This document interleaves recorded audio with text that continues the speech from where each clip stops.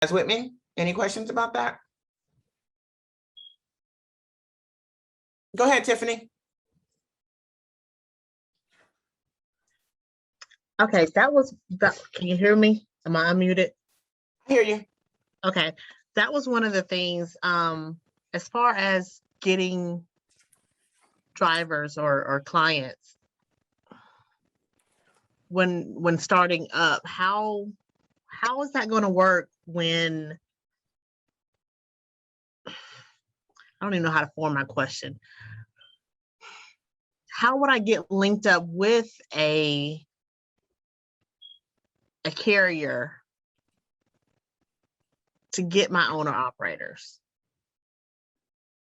I told y'all I laugh at y'all, didn't I? I know.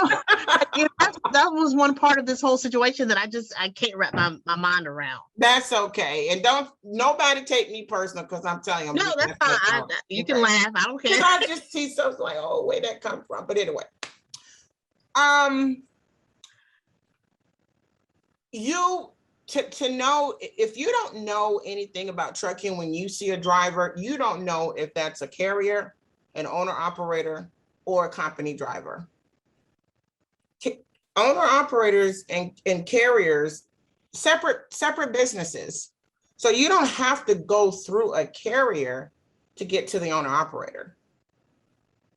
If you're out marketing and you end up striking up a conversation and he says, oh, well, I'm an owner operator, the first thing you should ask him is, are you a carrier or are you an owner operator? Because everybody uses the word pretty much the same. All right. Okay. So if they end up saying, oh, well, I don't have my own authority, then that means that they are an owner operator. Mm-hmm. The next question would be, are you allowed to self-dispatch? If they say no, then that means that the carrier has someone that's finding their loads for them. If they say, oh yeah, I can book my own loads, then that's permissible. So you don't have to go through the carrier to get to an owner operator. I don't know if that's answering your question. Like, I don't work for my carrier. My carrier doesn't even talk to my drivers. It's my business. I am just leased on to him because I don't have my own MC number, my own authority. Okay. Come on with it. Come on, because you seem like you're still trying to figure out. Okay, so what experience are you? How do you get access to the load boards if you don't have your own authority? We'll talk about that later. Okay. We'll talk about that later. Okay. Okay. But getting access to the load boards that's so different from the question that you originally asked.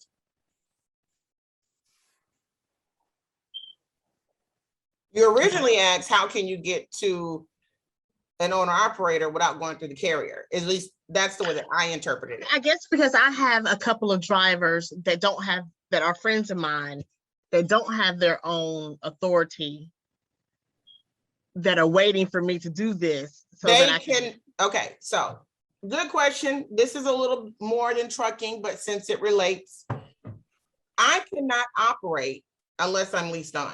As an owner operator without an MC number, I am not legally required. I am not legally able to be on the road. And last week, it just so happens I went to get my apportion plates and I shared with the class the things that an owner operator has to do and have before they can even get a plate.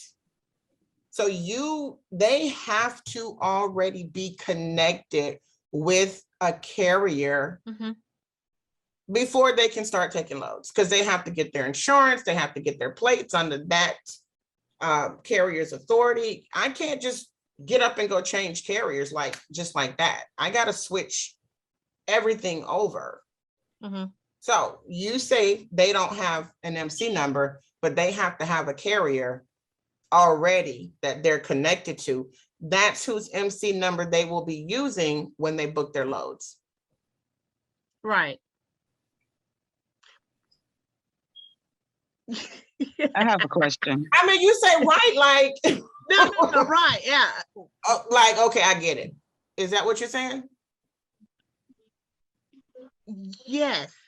It sounds to me like you're saying that you got some people that don't have an authority and they waiting on you to finish class so you can start dispatching.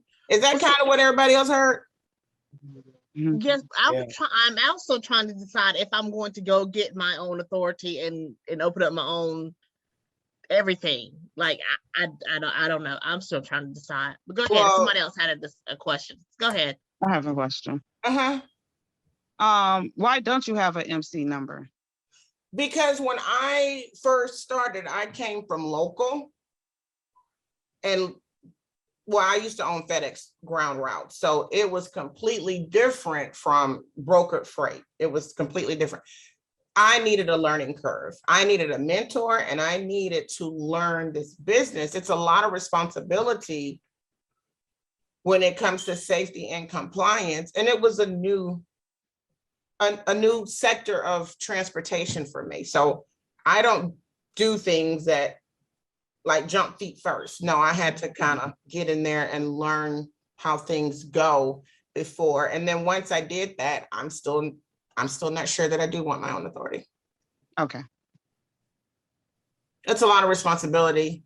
It's not, all of this stuff is a lot once you, because it's changed, it's just so much that goes on that so many people that just look at the money and they're not aware of everything else that comes along with it. So a lot of people get a lot of surprises. I love it, but it takes a certain kind of person. If you get bumps and bruises and you ready to go home and I don't want to play with the kids no more, it ain't gonna work.